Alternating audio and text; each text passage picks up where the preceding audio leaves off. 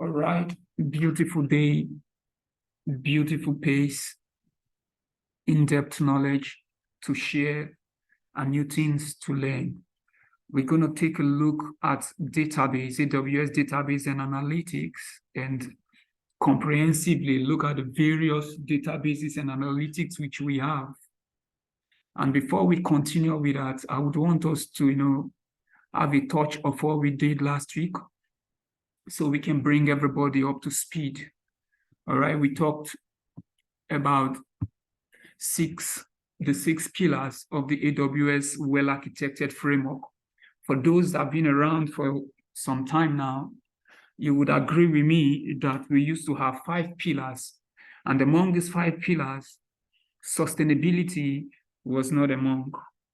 Okay, so certain times when we look at the 6 pillars of the AWS well-architected framework for certain services, we tend to want to, take out sustainability. But today we'll try as much as possible to see how we can feature them in areas. So let's see what are the AWS well-architected framework. We said the very first one is for us to have knowledge of performance efficiency, and we said it has to do with the ability for us to use compute resources efficiently and to meet system requirements. Okay, the ability for us to maintain and efficiently have our performances on when there is a change in demand and a change in technology. Okay, and the second one is the cost optimization. Cost optimization is a pillar. So this has to do with we trying not to ensure that things that will not add value, but rather will attract more cost and not provision in our systems. So we ensure that we consistently analyze our spends.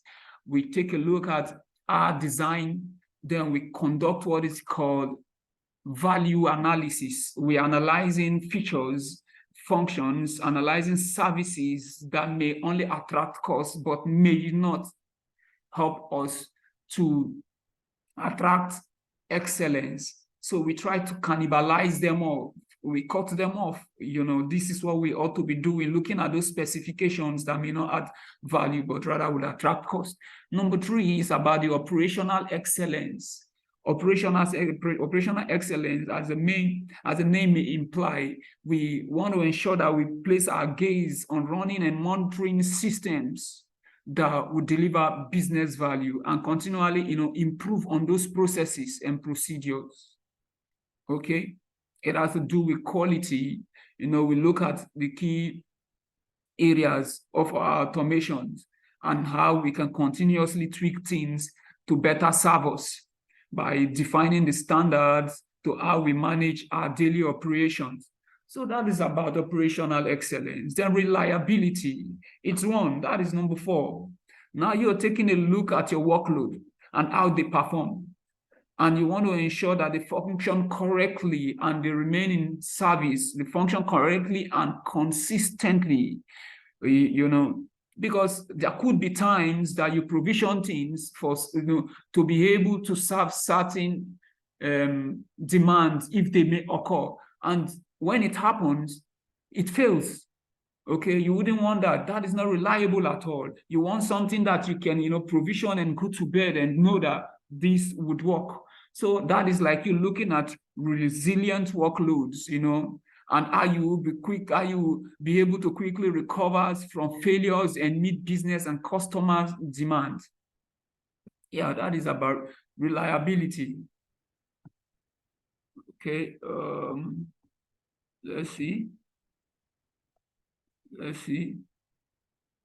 All right, okay. Let me take out this slide. It's like it's duplicated. All right. Okay, that's about reliability. Then the number 5, security, is very important. You want to protect what you have been able to provision. And that is security is the eighth principle of war. You know, if you are a soldier like me, you could have deep knowledge of security. Security is very important. When you select your aim as the first principle of war, you want to be able to maintain it and to create security, because you don't want to make wars in a place that is void of oxygen. You don't want to make wars. You don't want to place an investment in an atmosphere that is void of services or functions that you use in protecting your investments. You don't want to suffocate your strategy. So this is about it. So you focus on protecting your information and your system. That which you have provisioned, how do you protect it? Okay. Now you now start coming up with data integrity, confidentiality, and coming up with ways where which you can manage and control security events. It's very important. And number 5 is sustainability. The other time we talked about the 3 pillars of sustainability, right? Which I talked about the people involved, talked about the environment, and also we talked about the cost. That is it has to be sustainable, the cost also. So now you're focusing on minimizing the environmental impact of running your cloud workload, right? The environmental impact. So once you focus on that, that's on one stand. You're trying to ensure that what you have provisioned is not going to cause damage to the environment. All right. And at the same time, you may want to look at the cost aspect of sustainability. The money that I'm spending, is this sustainable? If I go on with this pace, would I be in business for the required time? Even if I'm in business, would I be able to attract profits? Or, you still have to be conversant with all these things. And then also consider the people that are going to be involved. You want to understand the impact of those that are working with you in that environment. You don't want a man to be in business with you, working with you at the end of the day because of what you have exposed him or her to. Something that happened. There is an health challenge. All right? So you have to ensure that all your downstream impacts are analyzed and known to be able to serve the required purposes. Okay, that is about the summary. When you can make reference to our previous class to have a detailed analogy of this. So now let's take a look at what we have for today. Database, right? Yeah. Okay. This is called work in progress, while you're still in class, you're still twigging. So databases. Now, first of all, let's peep through it by looking at the RDS, which is the very first one on our list. And the full meaning is Amazon Relational Database. And now I have it stipulated that is a web service that makes it easier to set up, operate, and scale a relational database in the AWS cloud. Okay, and this helps us to manage database services, and it uses SQL as a query language. Yeah, and it allows us to create databases in the cloud. And when we talk about databases, there are some database engine that we can manage by using the AWS platform. The first one is the Postgres, and the second one is the MySQL, MariaDB, Oracle, Microsoft SQL Server, and Aurora. Aurora is a proprietary database by Amazon. The other ones are in the open source, but Aurora is a proprietary, is owned by Amazon, okay? We'll take a look at it and see how we would be able to differentiate it from other databases, right? So for backups, we can also use RDS for backups. You know what backups is. You want to protect your data and have it saved in some other AZs. And we can also use it to patch softwares and it can help us to detect automatically detect failure and help us to recover failures also. All right. So when we automate backups, it can run seamlessly. And there are times that we can manually create our own backups, our own backup snapshots. That is to say, having a backup in time. So you can also get a high availability with primary instance and synchronous secondary instances that you can fail over to when a problem occurs. You see, so Aurora has that ability. Aside the primary, you can also create a secondary instance for it. And it can also help us to control access of our database, all right, by creating the IAM, ensuring we give permission to only the people that, or the roles that we want to permit. That is the least privilege. It also can help us to protect our databases by cascading them into the virtual private cloud, like we have shared several times. So that is on RDS. Let's go down and see what we have here. I think we have some summaries. It can also, we talked about multi-AZs. Multi-AZs can be set up in it for this disaster recovery. And also it can create a read replica for improved read performance. Read replica is like you're replicating a database for reader purposes. So to say that you're creating other version of it, all right? And we can also upgrade our maintenances, and it scales either vertically or horizontally. And it can use EBS, Elastic Block Storage, as backups for storages. So that is on that. And it has free storage, less than 10% of allocated storage, and allows storage to last at least 5 minutes. If 6 hours has passed since the storage has been last modified, we'll take a look at all that when we're doing the hands-on.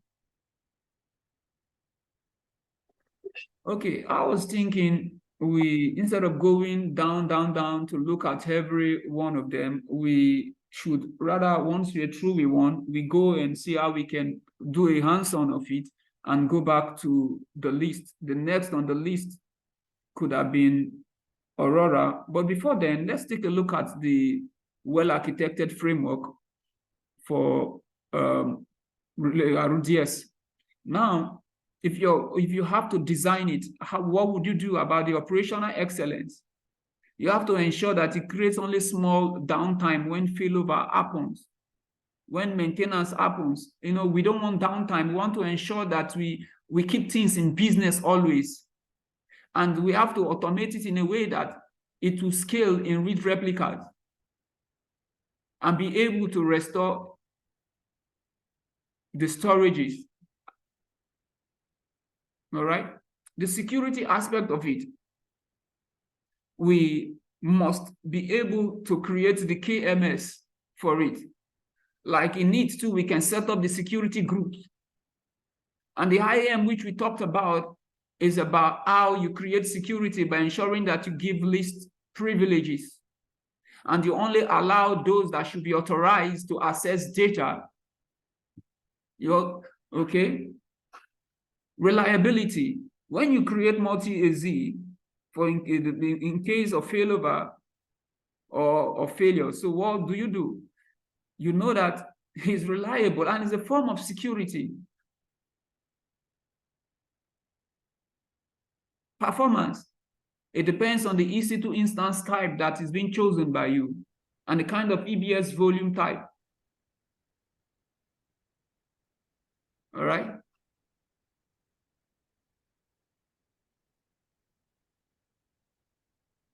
So cost here is pay per hour based on provision EC2 and EBS. You wouldn't want to now start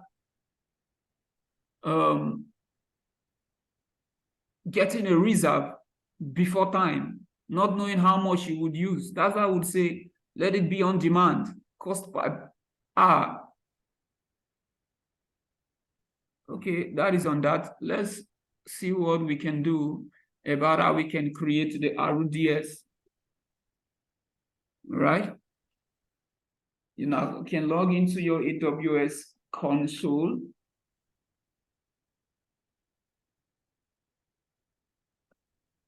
Let's see how we can locate it.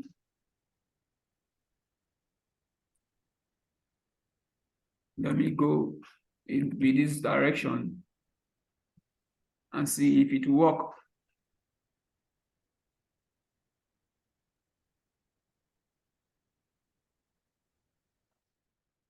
It doesn't work. We do something else.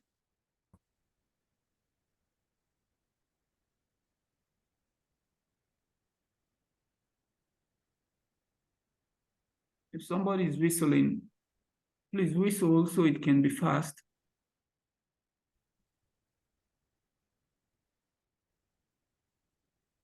Oh, this network is so lovely. It's taking its time to snail up.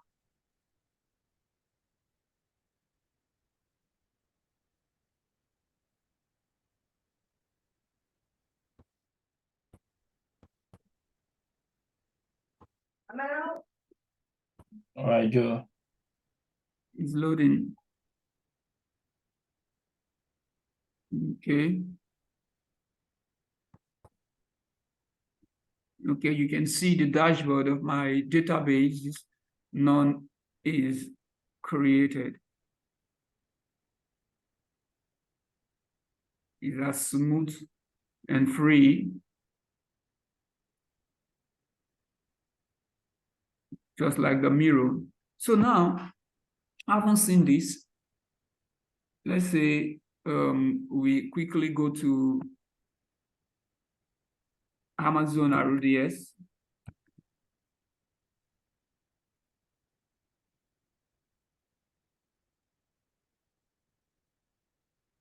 RDS.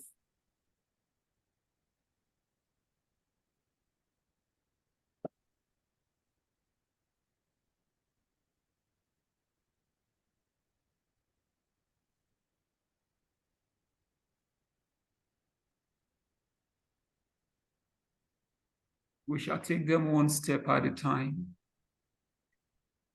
before we now start doing our hands-on.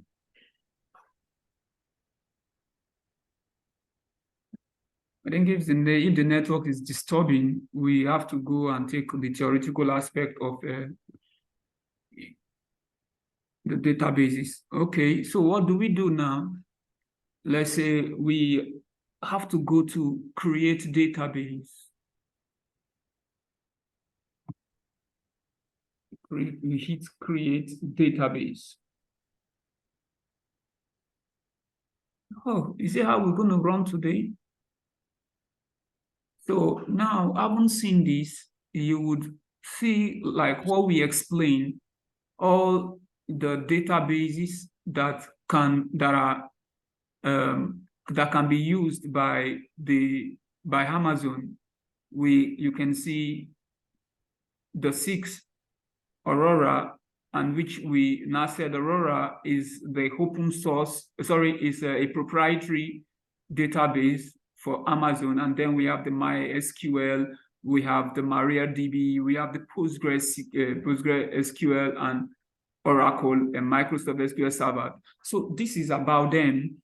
Now, since we're talking about Aurora, and we need to know that the first thing is to go with MySQL. All right, let's see the standard create and the easy create. I don't want to go the easy way, because if we go the easy way, you may not learn. So let's say standard create, and then we come to MySQL. By hitting MySQL, you are immediately on the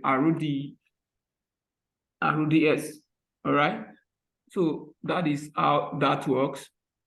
So you go down, let's go down to see what is there for us. We may want to leave things the way they are by allowing this version that is already here. You may say show version that support multi-AZ, if that is what you want. You say show version that supports the Amazon RDS optimization, but I don't want anything from that.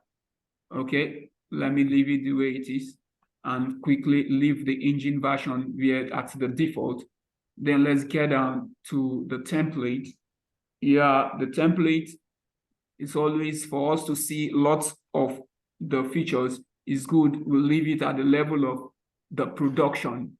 The free tier is here, but let's leave it at the level of production instead of going the free tier. So we will be able to see things that we can provision. All right. Okay, for the availability and durability, let's say we leave it as single DB instance. If we want to go to the multi-AZDB cluster, we can pick that, the multi-AZDB, but that would, no, we are not on the free tier. That will increase our cost. All right. The database, all right, it has already given it an identifier, which is database 1.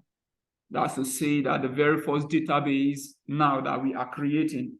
So we have it there, and the admin, you can leave the admin. You may come down to see if you would want the system to auto-generate a password for you.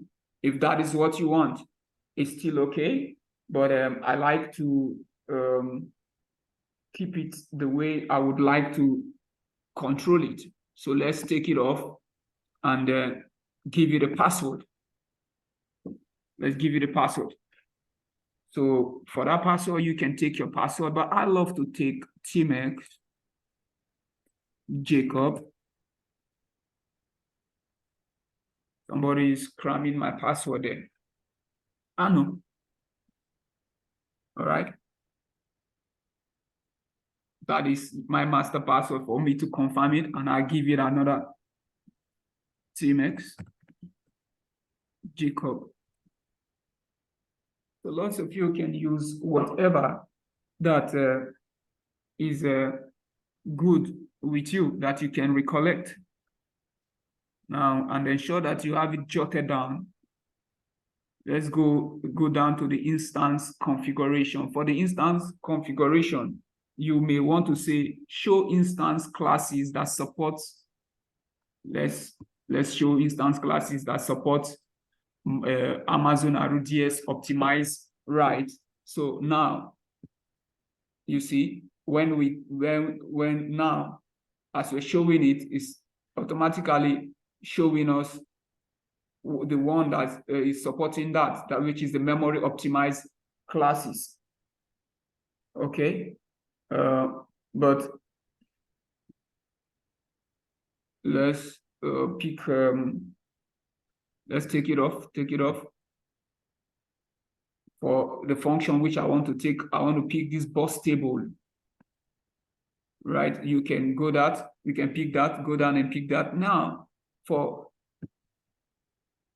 the class, which instance type are we supposed to take? Always remember that you're expected to keep things at the free tier level. All right. So your T2 micro would always be advisable. So let's take a look at T2 micro, yeah. Because we did not choose the free tier level upstairs, right? No, T2 micro is showing. All right, it's okay. Let's leave it at default, which is a T2 micro, T3 micro. But if we had gone up to choose the free tier, I know that T2 micro could have been here. So let's say we include previous generation class. T2 micro has shown, right? Now you now see when you say include previous generation class, T2 micro just came up. Wow. Oh, so this is another way of bringing T2 micro into the list. That is beautiful. We have learned something today, right? So that's always good when you learn something more than what you knew. So now for the storage type. I want us to go with general purpose. General purpose. Let's see if we have general purpose in here. Right. Oh, we have it. General purpose SSD, so which we have taken, and now we have to take a look at the allocation storage. I think is too much. Let's reduce it to 20. All right, to keep things simple, and then just leave everything the way they are. Go down to storage auto scaling. So auto scaling, like it's for demand purposes. It should be able to scale up new servers, new instances at the same time to descale. So you may want to choose whatever thing that you feel like choosing. Let's enable it. There is no way we'll do things in the cloud without enabling auto scaling. It's brightly enabled. Then you move down and you leave the maximum storage threshold, leave it at the 1000 gig. And this brings you to connectivity. Now in connectivity, what kind of connectivity do you want? We have how many here? We have about 4. We have don't connect to an EC2 compute resources, connect to an EC2 compute resources, IPv4, dual stack mode. Let's go with the connect. All right. So this is great. We have that. And having done that, we may want to quickly take a look at what is in there for us. Let's see. No EC2 is created, right? Because we deleted all what we have created. So you may say create instance, but I don't want to do that now because we are working on the red line. Anything you touch, it's money, money, money, money, money. And I want to give thanks to those who actually advised me on how to go back to AWS and make an appeal for the cost which we have incurred so far since we started this class. The previous very first month we started, they took $66 from me, and the month that just passed, and they discovered that the card was empty. They could not take the money, and they were trying to probe the cards and start sending me messages how they want to close my account. So you guys advised me to go and make an appeal. I made the appeal today, and all my sins were forgiven, and they wiped off the $44 and the fraction which I have incurred in this month of August that we are. So thanks to you guys. And you see now the student is given a direction to the instructor. That's how life is. I came in here to learn too, and I want to appreciate you for that. In time past, I used to pay, but now, and they told me exactly what made the cost to shoot off. When I proved, I saw it, and I had to delist them. Thank you. Thank you for adding that value. Okay, so that is on that. So we have, what do we have? We take a look at the connectivity, have we? And we are taking connect to the compute cloud. So let's go down further to see what we can change. Okay, leave everything the way they are. You may now for DB subnet, if you have existing subnet, you choose it. But if there's no existing subnet, you allow it to take automatic setup. You see, clean as the bum of a newborn. So let's go to automatic create, automatic setup subnet. All right. So for public access, what do you do?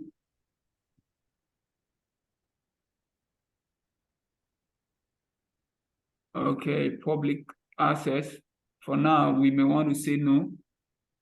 Okay, but there's no way you should be saying no if you really want it if you want to connect it to what you already have outside the AWS platform. Remember, that's where we are coming from.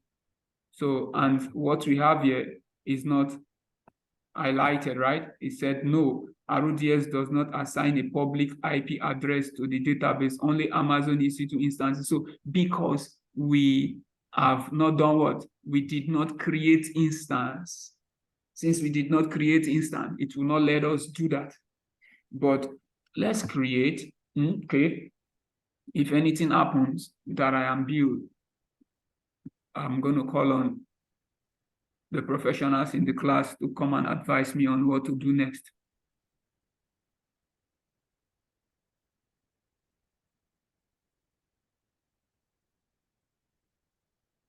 So let's say, where were we?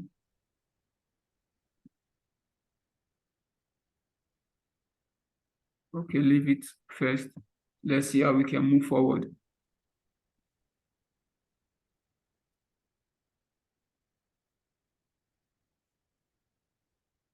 So once a subnet is being created, automatically this will come up. We should be able to pick the subnet group. Okay, so let's say to keep the subnet group the way it is, leave it there, let it create for us. For now,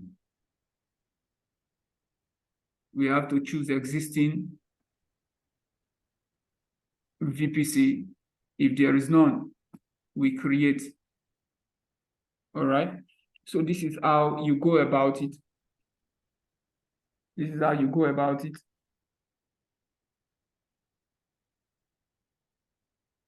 Okay, now we are moving forward. So for the availability zone, you may want to pick whatever zone that you want it to be, and the certificate, leave it at default.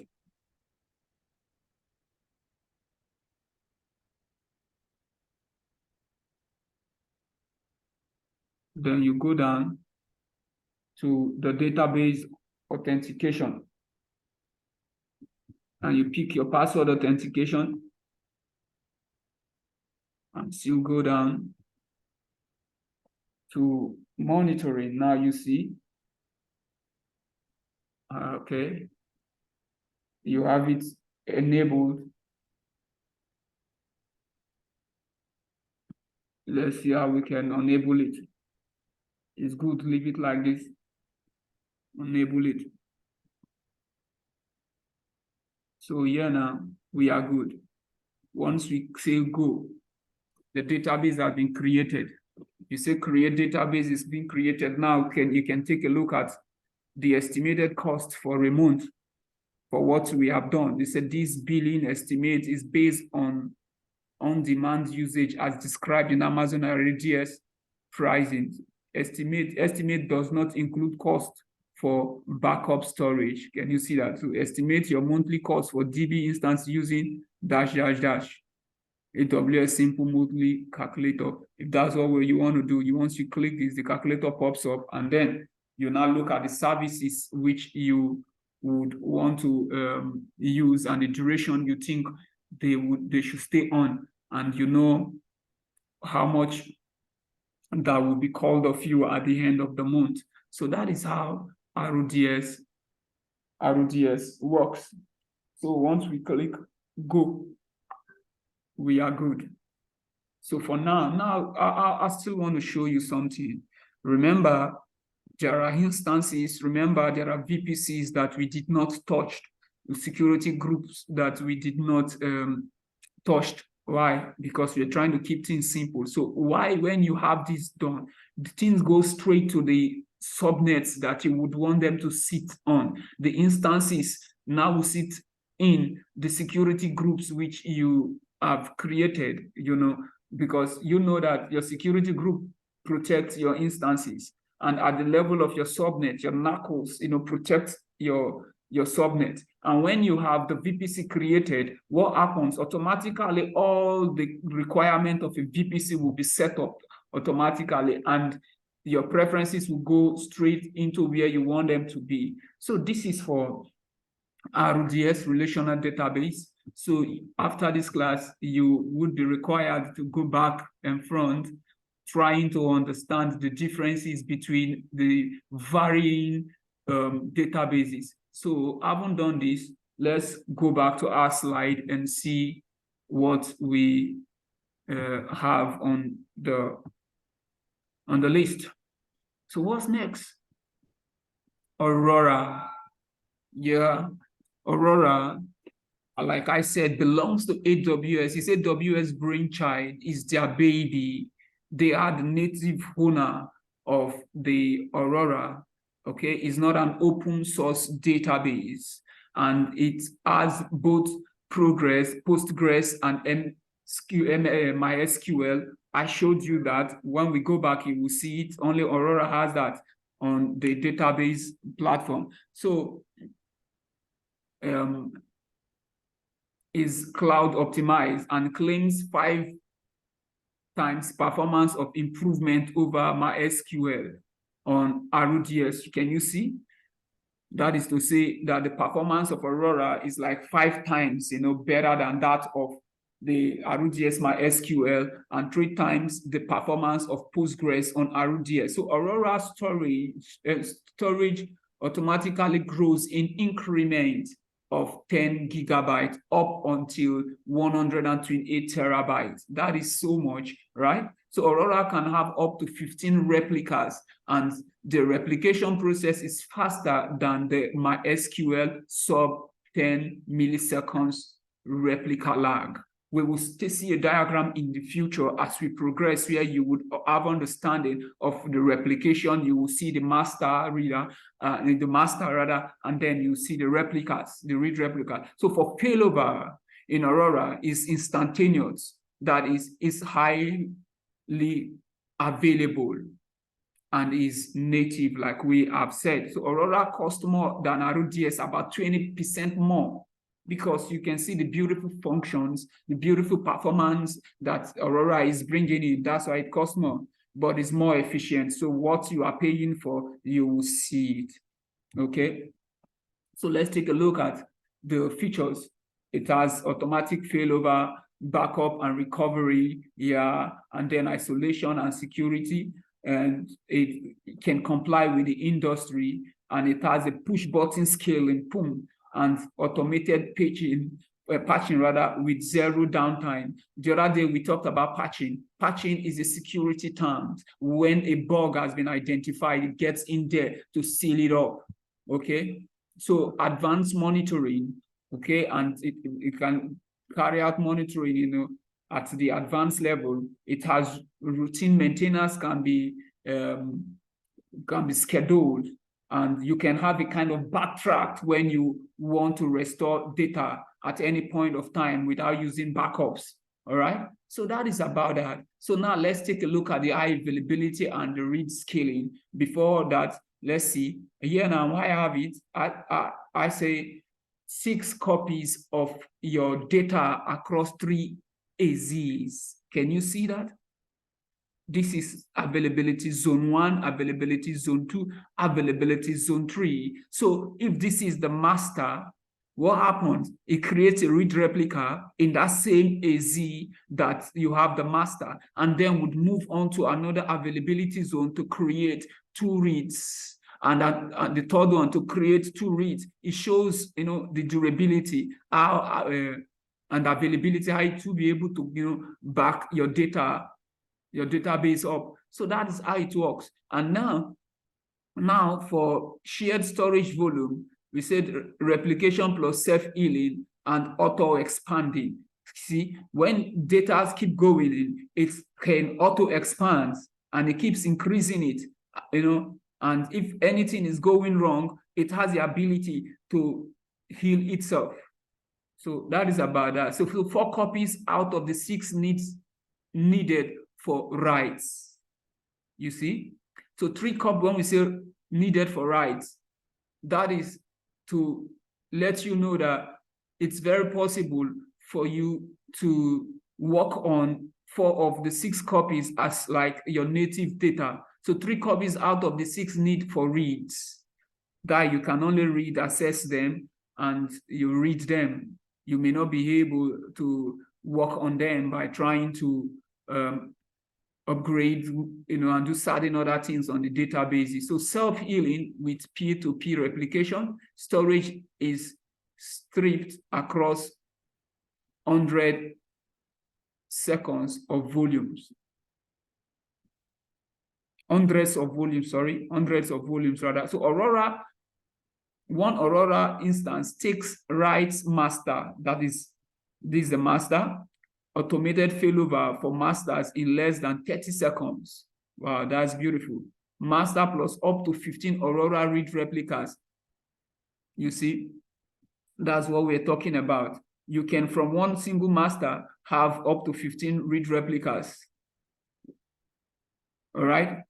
And it also supports for cross-region replication. That is that. It's very simple. Now let's take a look at the well-architected framework. The operations is less operations and auto-scaling storage. And also for security, AWS is actually responsible for the operating system security. You are now responsible for setting up your key management system and the security groups. We will take a look at that. You can also set up your IAM policies and also authorizing users in the database, okay? So for reliability, we can do multi-AZs, right? By provisioning higher availability and so forth. Aurora is serverless. You should always remember that, okay? Aurora is what? Serverless. It has the serverless option rather. Aurora has the multi-master option. When we were looking at the diagram, we have just one master shown, but peradventure we want multi-masters. What do? We can create it and provision it in a way that we can have multi-masters. So for performance, 5 times better than the RDS. All right. And then cost, you have to pay per hour based on your EC2 instance and the storage usage. Yeah. That is that. Let's see if we have other things in the future of Aurora. All right, let's go to the platform and see what we can do. So we are here now. The same place you get into the RDS, that's same area you're going to be. And you remember when we went through the RDS direction, what did we do? As soon as we click the standard create, we went to the MySQL because that's the database engine supported. All right. So now we want to take a look at Aurora MySQL compatible. So this time around, you click this. Like I said, we have 2 kinds. We have the MySQL and the PostgreSQL. So for now, let's say the Aurora MySQL is what we have. So we go down, down, down, down, down, and see how we can provision anything. Then always remember, most of the things that you would do are similar with that which you have done in the RDS provisioning. So here now, I want to leave this the way it is. And for database, this could have been our database too, if we had created the RDS database, but we did not do that. No, let's just say 2 to keep things simple. And we leave the admin, okay? Okay, if we want to be able to manage the master in AWS Secret Manager, then we can allow it to do that, all right? And then we select the encryption key that we want. So now you leave it at the default. So we know we talked about the encryption when we were talking about the security. So we said the KMS should be used. Now, here now, you can allow it to provision the, to be able to encrypt your KMS, your database by using the KMS. You see, you can encrypt using the KMS key that secret management manager creates, or a customer managed KMS key that you create. Most times you would be advised to be the one managing it. By so doing, you wouldn't want to do this. You allow your own organization to manage everything. So let's leave it at that. So we have passwords. The passwords which I entered is already saved here. You may want to leave it here, or you want the system to auto-generate the password for you. You do that. But I don't want that. Okay, I don't want that. Let's go up. I don't want that. I want to be able to control my own password. So we go down to the Aurora standard, which we already have highlighted for the modes that we have.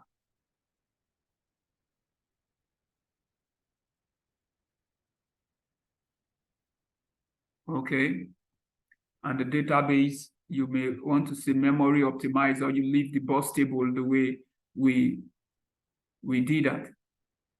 All right, okay. And in the previous one, for the instance, when we say, what did we do? When we say include previous version, the T2 micro popped up, right? But here now, we have to, because we have it already saved in there, we can now come in now and pick, sorry, the T2 small is what is showing here now. So the micro is not here. So we can say this is the least we can get here. So let's take it. All right. Okay. So let's move down. So we would want to create multi-AZ because of the replicas that we had. Okay, and always remember that there is a master and a read replica. So it's a create an Aurora replica or reader node in a different AZ recommended for scaled availability. So let's leave it the way it is. Now, say don't connect to EC2 compute resources, connect to EC2 compute resources. All right. So if you already have an EC2 created, so this becomes your option. You take this, but let's see. We want to go with this. And then we now go down, down, down, down. And the default subnet is already showing. You know, yesterday when we were provisioning the RDS, it wasn't showing, right? And you were like, wow, what is happening? And when you were saying that, I was like, yeah, something is happening. Okay. So you move on, and it's a public access. Yes. Okay. So this was what was missing in our previous provisioning. If we had gone this direction of don't connect to an EC2 compute resources, we could have gotten either yes or no. But rather we were, locked in no, right? And no became our only option. So we're going to create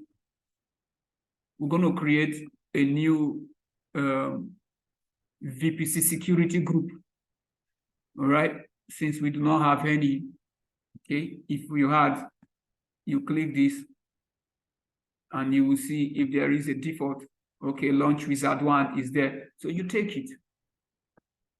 You take the launch wizard 1 and you walk out of the place. So now we have 2. Let's get down, down, down. All right. For password authentication, yeah. You can use database password. So leave that the way it is. And for monitoring, we enable it, leave it the way, enable it, okay?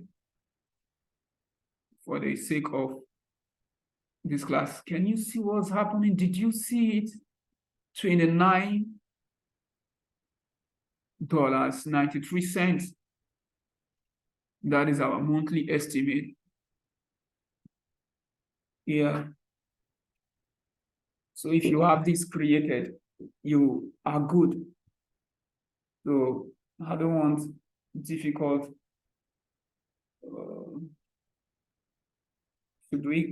Should we create or should we not create?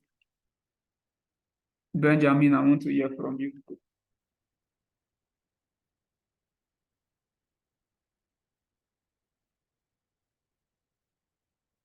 Benny, are you in the house? Okay, Benny left. Okay, Benny, you're here now. Okay, so once you have this, you have created it. Let's create and see.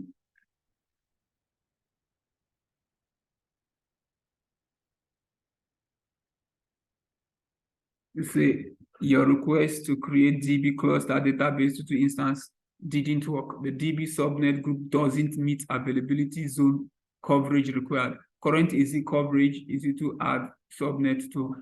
Okay, let's go upstairs. We would see what the cost is.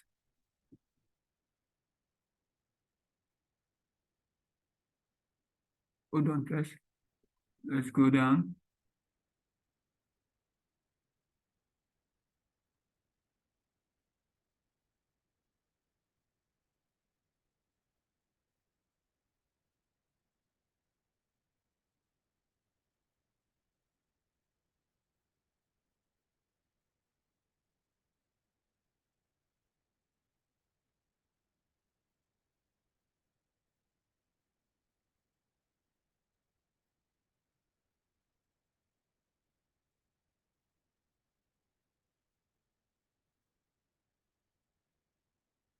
Okay, let's go up.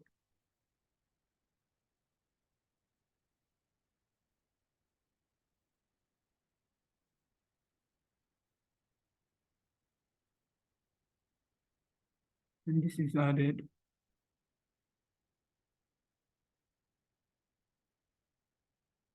It said add subnets to cover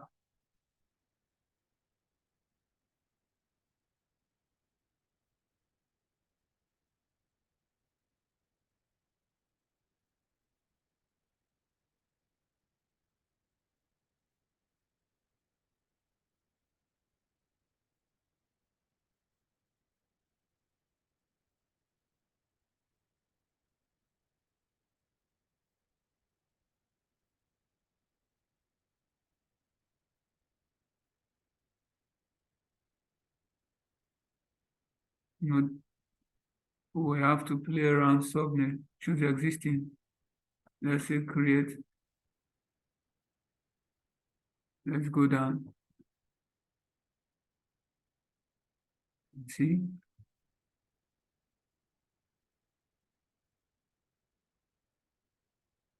Okay, this is to choose the DB subnet group.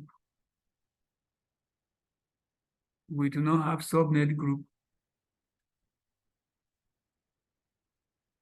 So we should be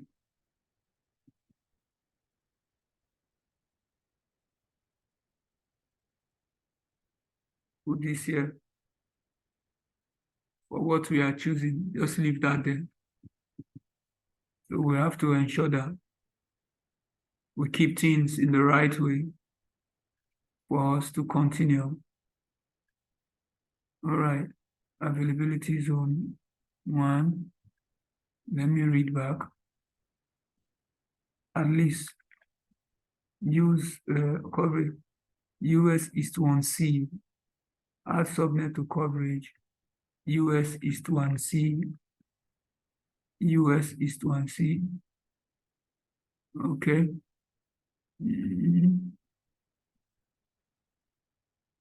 You are responsible for ensuring that you have all the necessary rights for third-party product or services that you use. Okay, let's go back and see if everything is right. From the top, we have Aurora, my SQL compatibility. We'll go down. Side that we want to show versioning. Yeah, but let's leave it. Then we go down.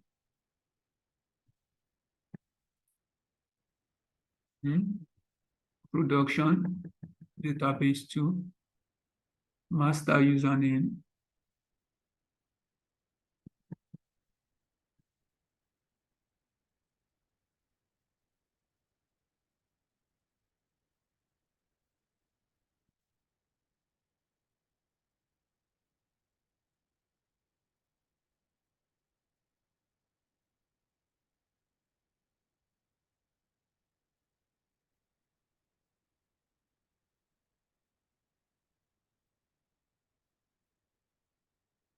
Okay, let's go back and check.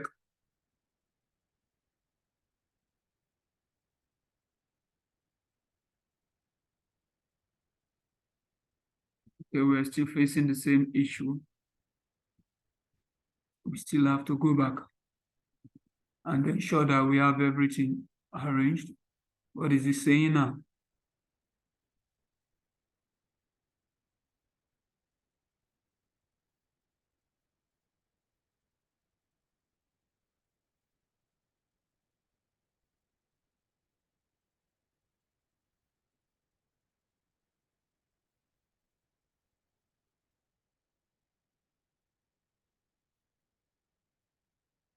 Let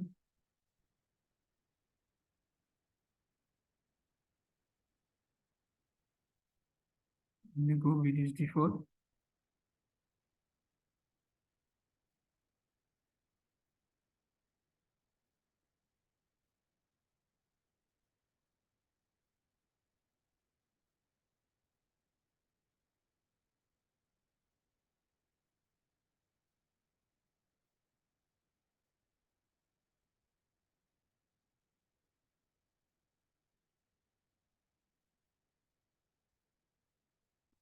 It said we should add subnet to cover at least 2 AZs.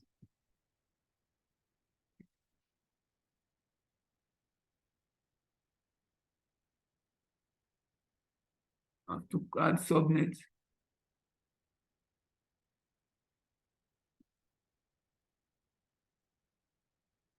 That means that DB subnet info we have to add. This is where we have to choose the DB subnet group. The DB subnet group defines which subnet, and we have to add subnet to cover at least 2 AZs. So where are we? We say default.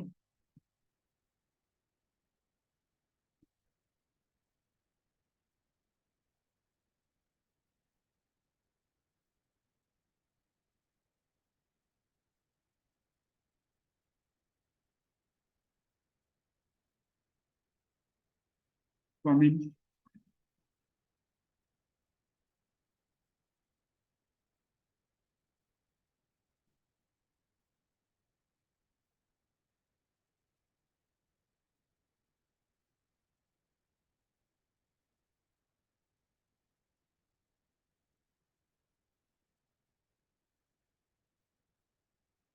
Okay, can you hear me? The network is taking me. Yes. Okay, it shows that our recording is still on. That's beautiful. I hope it Where's is. your network? Yeah.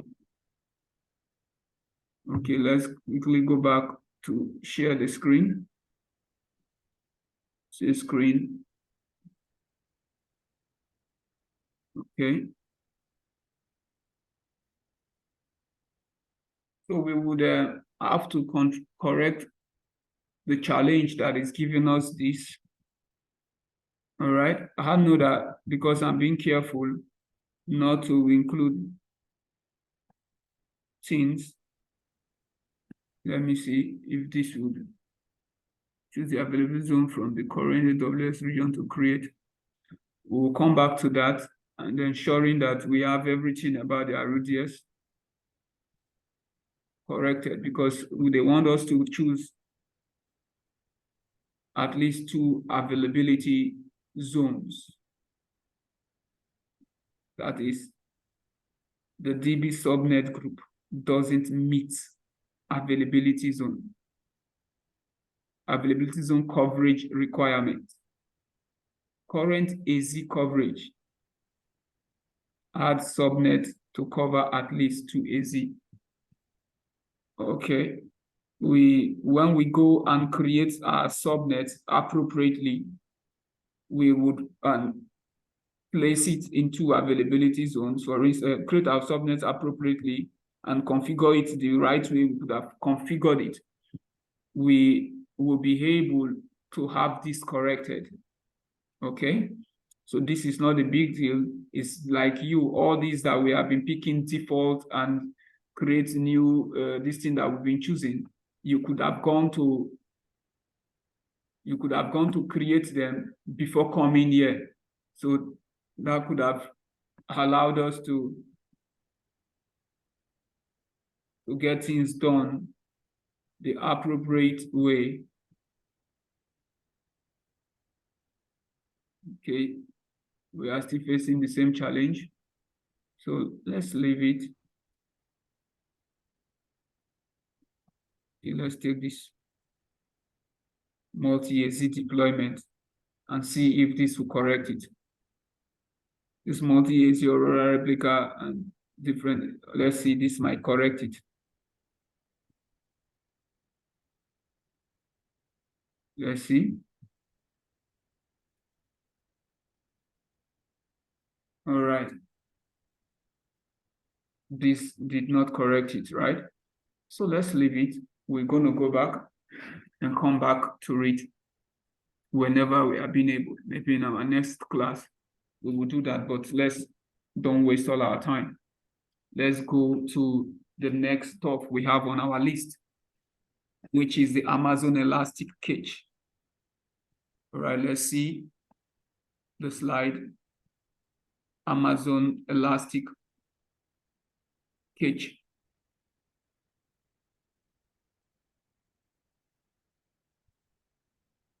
All right. So that is about that. So now it is the same way we're gonna manage this. The same what we did in the RDS is what we're still gonna do here. But now ElastiCache is broken into 2 forms. It's either you are choosing the you're going in the Redis direction or the memcache direction. Now, this is to say it caches in-memory database with really high performance and low latency. What is cache? Cache is the ability for the system, like we explained it last time, the ability for the system to store information in a nearby edge location when the origin is far. This would actually encourage low latency. That is the purpose of cache. So once the information had been fetched before from the origin, which could have been in a further edge location, the next time that information is being called up, the system would not be traveling to the origin. It will rather travel to the closest edge location and fetch the information. So for every information that had been fetched before, it will not travel to the origin. That is to say, because if a version of it could have been saved in the nearby edge location. So caches in-memory database, that's like we say, with really high performance and low latency. It helps reduce load of database for read-intensive workload, and help make your application stateless. when we're talking about VPC, we talked about statefulness and statelessness. All right. So that is another assignment for you now to go and remind yourself what they are all about. Okay. AWS takes care of the operating system maintenance and also the patching. We've explained the patching and the optimization and also the setup. That is it. AWS takes care of it. Also the configuration, the monitoring, the failure recovery, and backups. Using ElastiCache involves heavy application code changes. Yeah, all these are grammars. Let's see the difference between the memcache and the Redis. Now, Redis allows multi-availability zone with auto failover. That is backups and read replicas to scale reads and have high availability. Now we're just reading this line by line, having the assumption that we now have understanding of all this, right? And it also persists.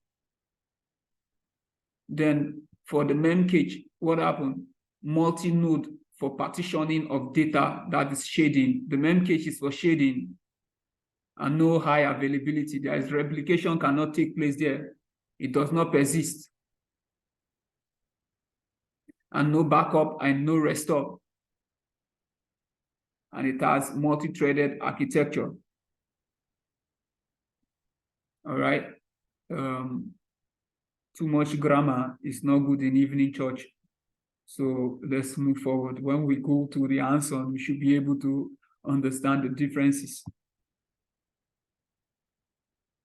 So ElastiCache supports IAM authentication for Redis. IAM policies on ElastiCache are only used for AWS API level security. Once the security is at the API level, so the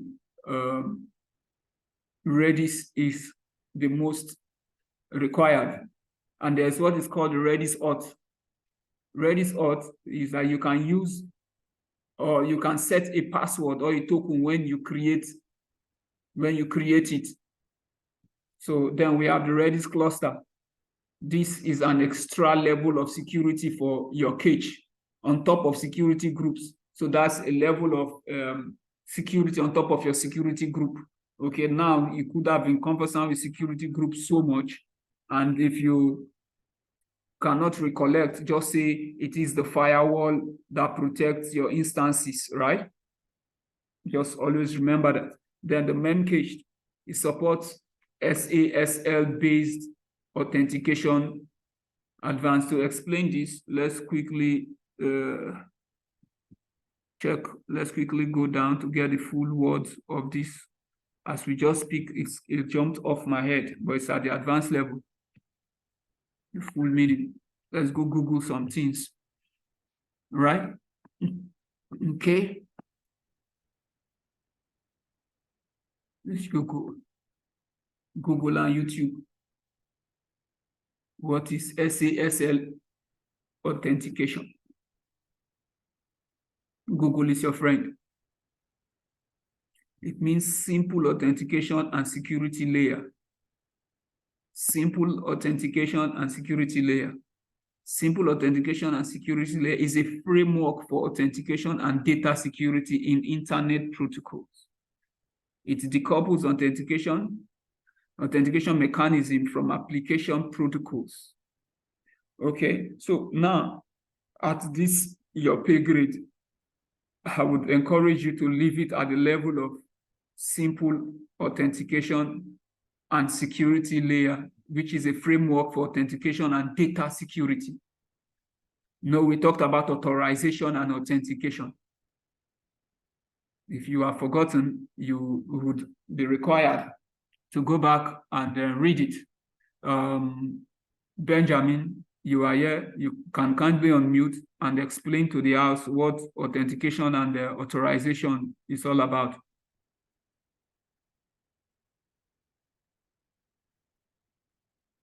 Benny, are you here?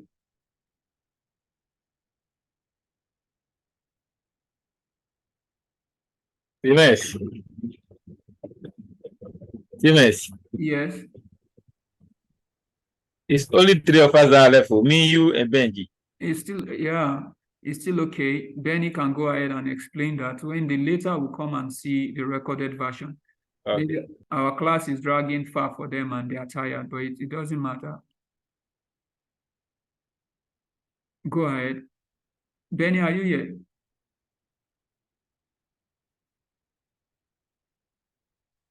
Okay, we'll not be repeating everything. So students are required to Google and learn what is when we are dealing with IA. Let me try this. Yeah, Give try.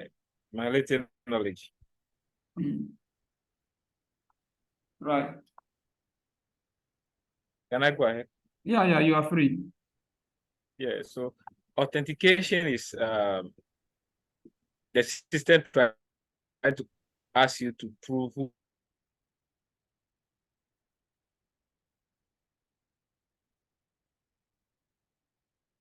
Okay, you are breaking. You're actually breaking.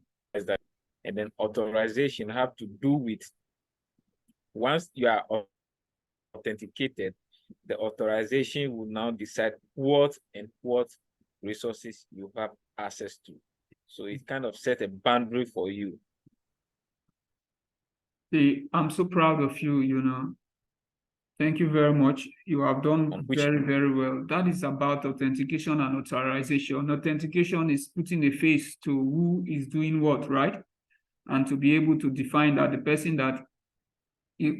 person can be identified, and where the authorization, does he have the right to do what?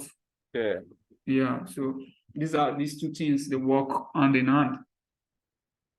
So where are we? Let's go to our stuff, and we take a look at the well-architected framework for ElasticCache. He said same as RDS. We talked about RDS, and the security. AWS is responsible for the security and the reliability of the data. It's reliable because we can also provision multi-AZs, right? And the performance, it has a sub-millisecond performance in memory. Read replicas for shading, very popular cache option, and cost you pay per hour based on EC2 and your storage option. So you wouldn't be holding down what you would not use. So this is good.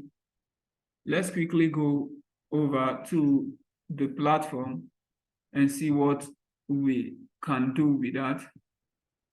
All right. I hope I have not closed my account, all right?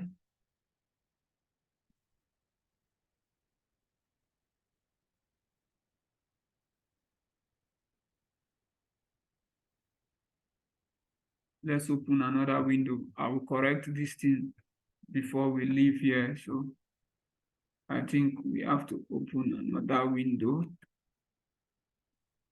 Okay, how do we open another window? Okay, let's go back to services and say, let's for instance take this in another tab and get in.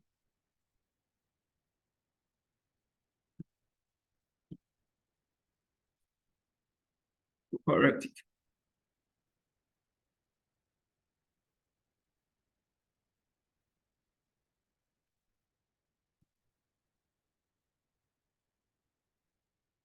Go for Elastic.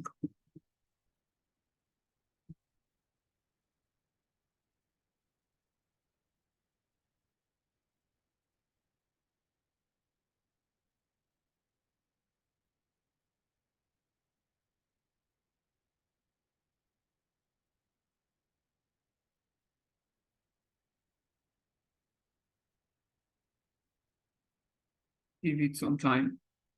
It's loading. So the first thing you do, you got to get started. and then you move on to create your cluster. Get started. Now we have to create our cluster. To create our cluster, we now come to this place and take this. Like I said, we have Redis cluster and we have the main caged cluster. All right. So let's say we're taking Redis for it.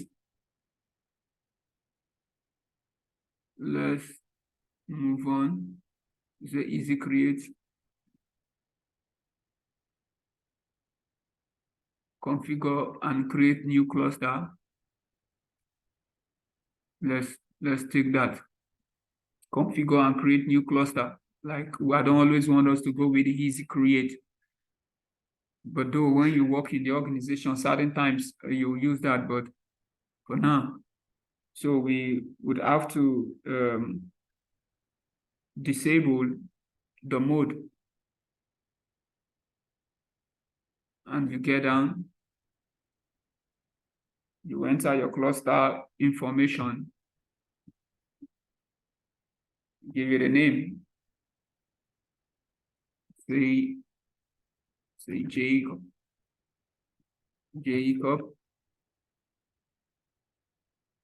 Benny. The description is optional. Now you come down to your location, you say AWS Cloud, because this is the direction that you are going into. If the reverse is the case, you pick on-premise. Okay. Now multi-AZ, disable multi-AZ, so we would not have issues with what we are doing. And you can enable auto failover. Then keep everything the way they are at default. Go down to node type. Always look for the smallest one, T2 micro, at being your option. Let's see if we have it.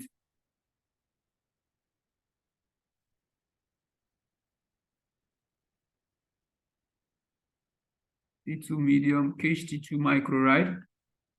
Now you take it.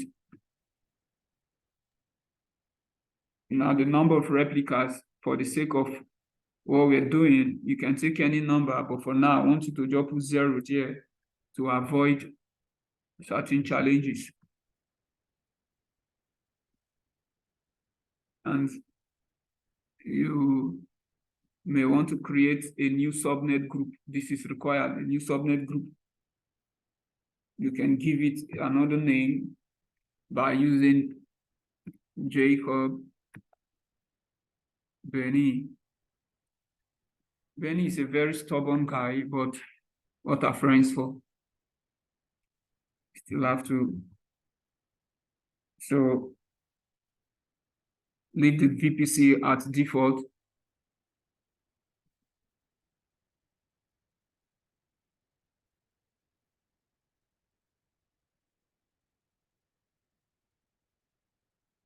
Okay. VPC is at default. Do we still have anything? Let's see.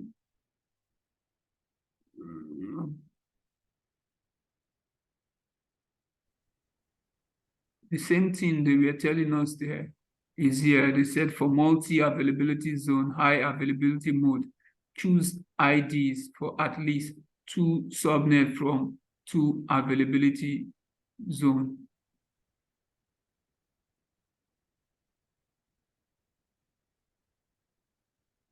So now here now we have a single availability zone, right? Showing. Leave it the way it is.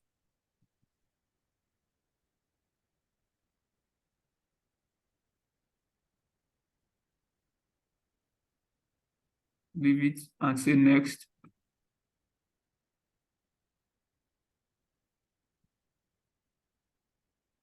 Now this brings you to the next page. You may want to take encryption at rest and also enable encryption on transit.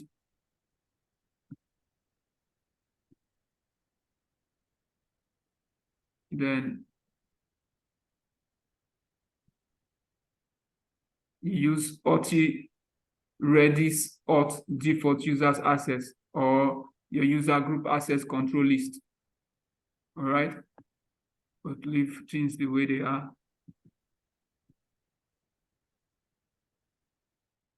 Go down for the logs.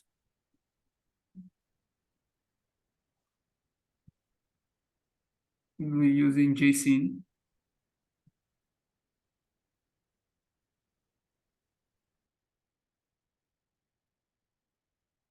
Log destination type.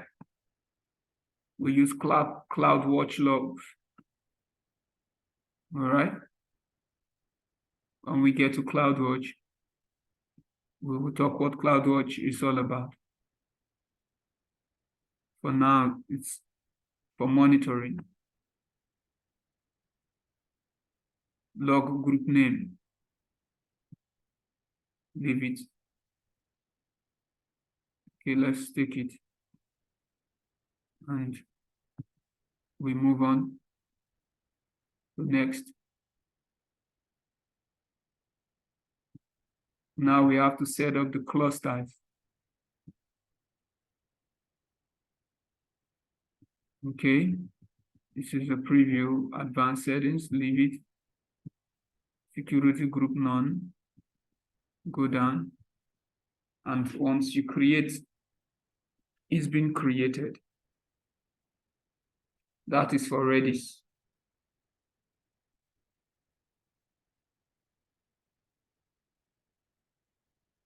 And we say it's for ElastiCache, it's for caching. All right, this is about this. Let's go move on to the next stuff. It's good we keep things simple. What do we have? We have DynamoDB.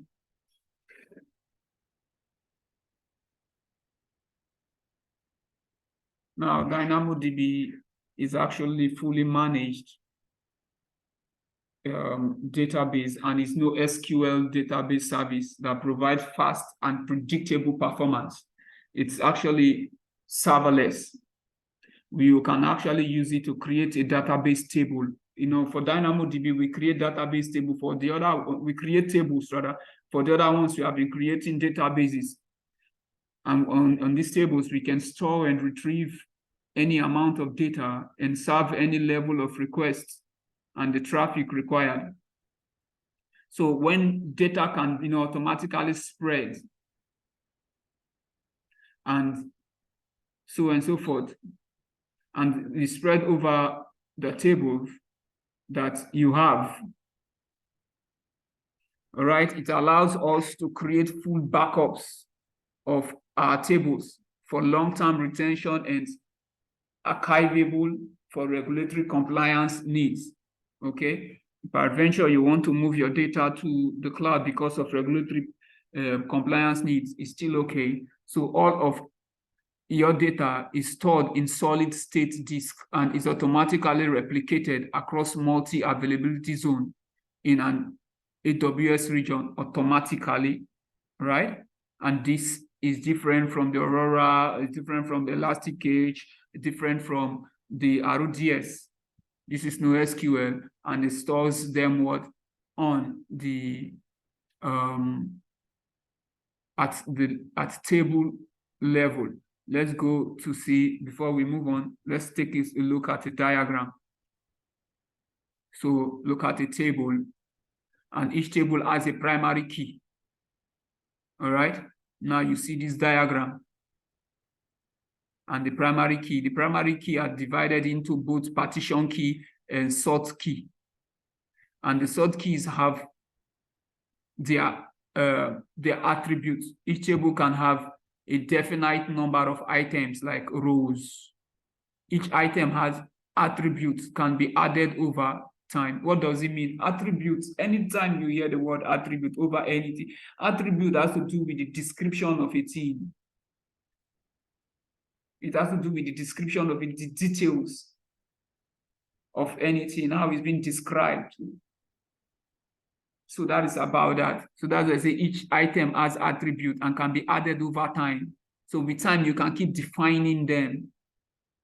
And DynamoDB is for small files. The maximum size of an item is 400 kilobytes. Can you see that? So data types supported are what?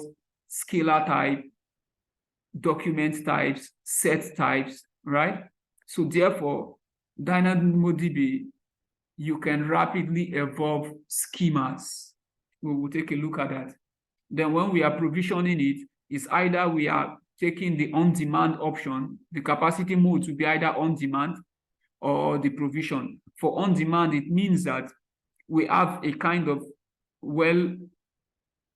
understandable billing, where which we can, pay only for the reads or writes that we perform. That is how it works. You now pay for only the things that you have used.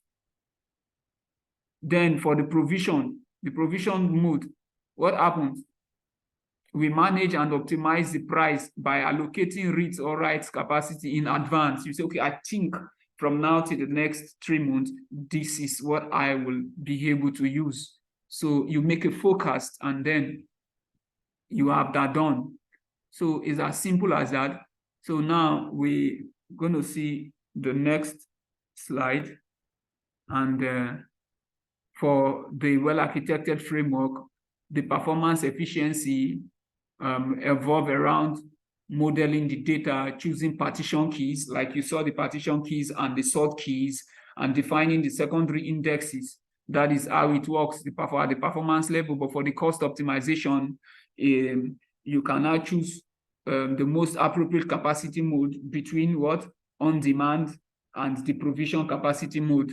If you feel you use more within a specific time, you go for the provisioned capacity mode. And if you feel you would like to use less, now your on-demand becomes your option, and you can integrate them with the auto-scaling mode. So that is that. For operational excellence, it includes you monitoring the matrices through Amazon CloudWatch. You saw when we're provisioning ElasticCache, we now took the CloudWatch. So here now we can use both the CloudWatch and the AWS config to automatically alert and remediate when predefined thresholds are breached. Okay, that is that. Then reliability is very important. It's reliable because we can choose different kinds of backup and retention strategies in it.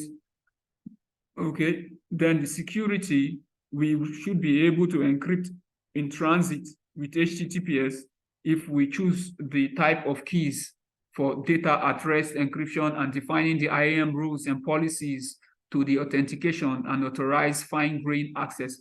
So that is that. Sustainability, yeah, we can avoid over-provisioning through the usage, deleting aged out data, okay, through what is called time to live, all right? So when you set it time to live, what happens? You now know that, okay, this is the duration I think it has to stay. And once that time passes, let it be deleted. So it is simple.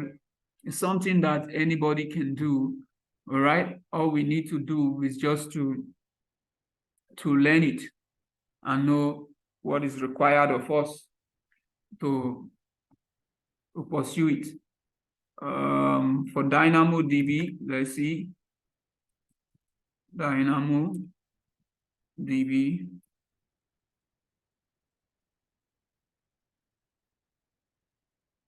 Now we come in here. We now pick our guy. And always remember, for DynamoDB, we do what? We don't create database. We would have to create tables. create tables.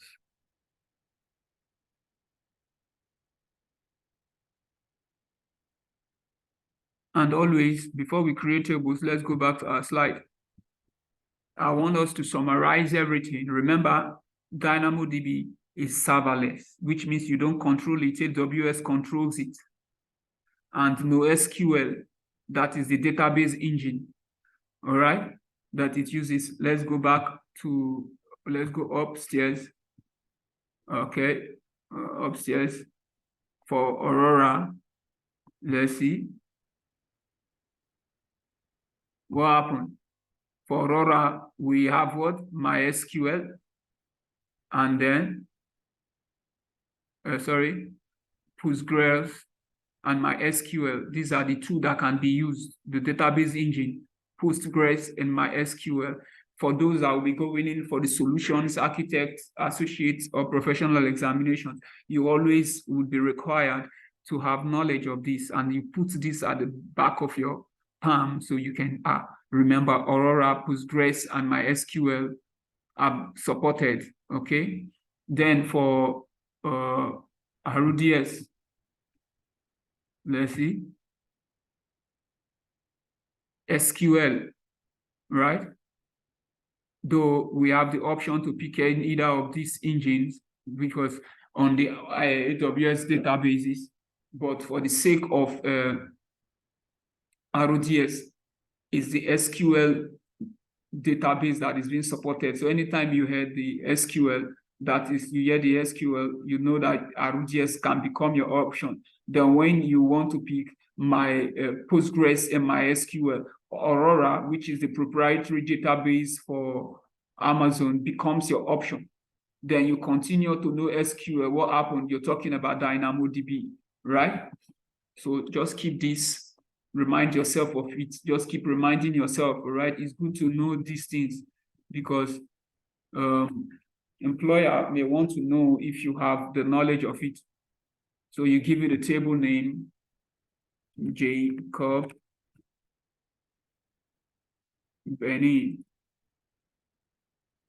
Very stubborn human being is Benny. Then you say your partition name. I can say JB. Okay, let me say, okay, JB. So let's say this 11, JB 11. Remember, we talked about the partition key, and also the sort key. I want to make reference to the diagram again, so things like this can sync. You see the partition key here, right? On the sort key. The sort key and the partition keys makes the primary key, and the rest is the attribute. So we go down.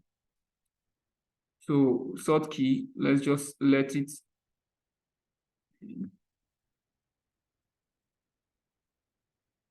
Let's go down to tables. We leave the tables at default.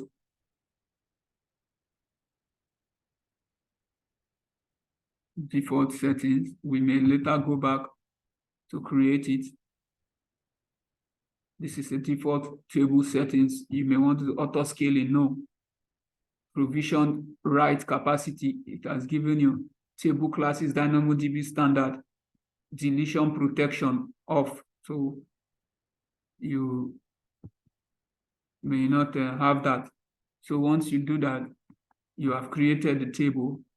All right. So let's create the table. This.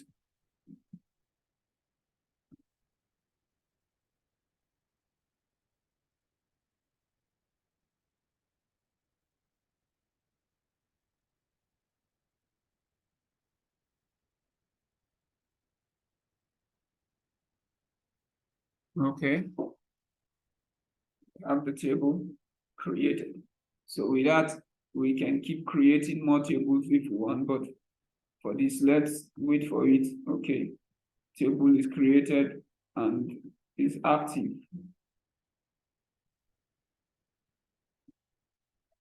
Okay.